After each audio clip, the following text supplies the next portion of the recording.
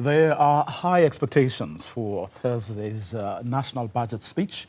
Economists say they expect Finance Minister Enoch Godongwana to achieve a fair and functional fiscal situation, growth that is balanced with welfare, as well as dealing with the financial burden of state-owned entities. For more on the expectations, I'm now joined by Elizabeth Biney, research specialist at Ilifa, Labantwana, and Budget Justice Coalition Steering Committee. A very good afternoon to you, Elizabeth. Thank you very much for your time. Ahead of the budget speech, what would be foremost in your mind in terms of expectations? Good afternoon, and thanks for having us. So, come Wednesday, we expect a budget that really speaks to the needs of the people, a budget that is human rights-based, rights approached in trying to resolve some of the cost of living crisis that we're experiencing as a nation and a people. So we want to see a budget that really speaks to proper and intentional social spending in the areas of early childhood development, education, health, social protection, and areas that addresses youth unemployment. We don't want a budget that is obviously not keeping up with government's promises or seemingly austere in that it is cutting back on social expenditure.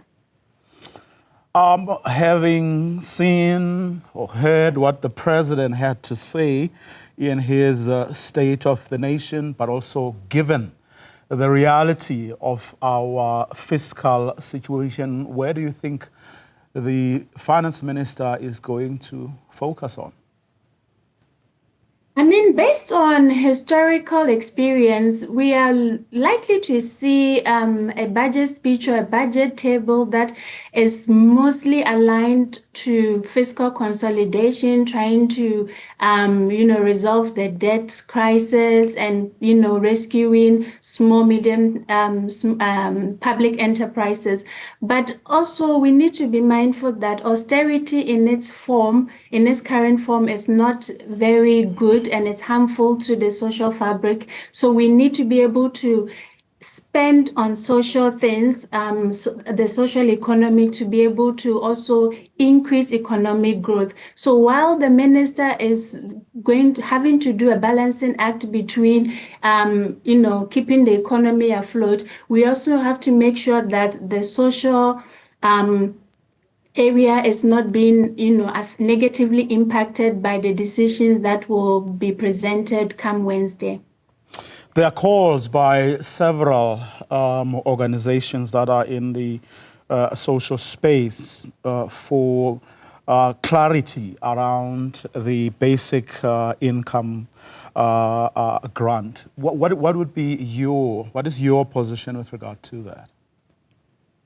So obviously, given the cost of living crisis we're experiencing as a nation, a basic income grant will be highly welcomed, because we need to be able to give people some support to be able to shoulder the economic impact of, unemployment and high cost of living. So for us, we are looking at specifically in that area of social protection, the social relief grant to be obviously sustained and increased, and if possible to have a firmer clarity on the introduction of a basic income grant that is long sustaining, and to be able to provide the necessary financial support and assistance for many of the nation's people who are struggling to make ends meet because they are not in employment or they're unemployable. But does the finance minister have the fiscal space to deliver on those wishes?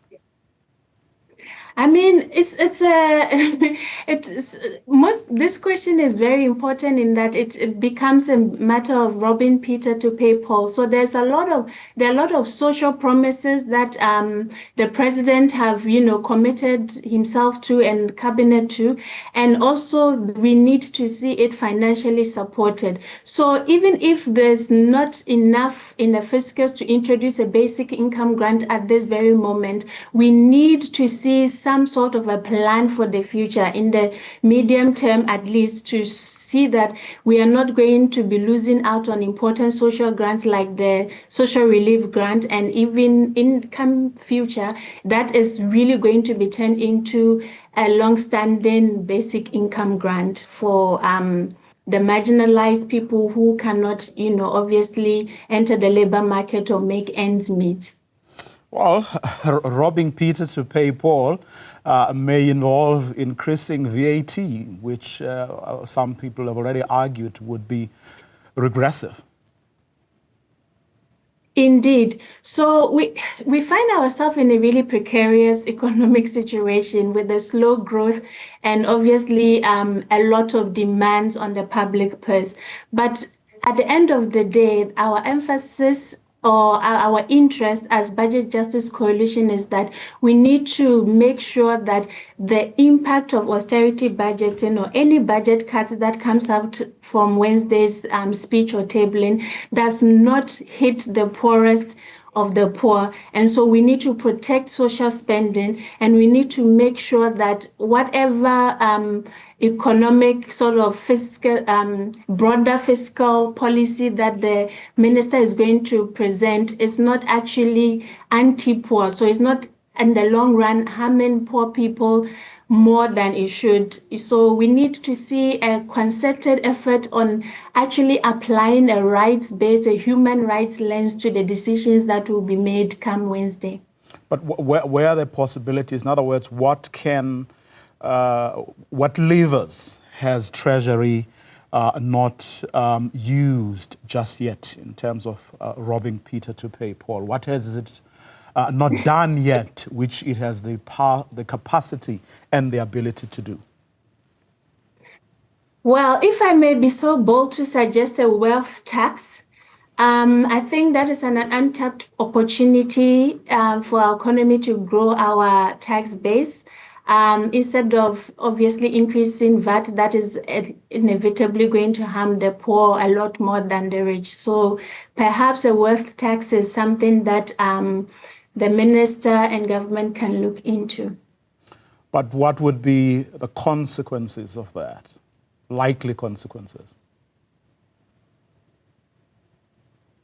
Economists, they will probably raise issues of wealth flight. So we might not get investment coming in as it should, or people might be taking their wealth or business elsewhere.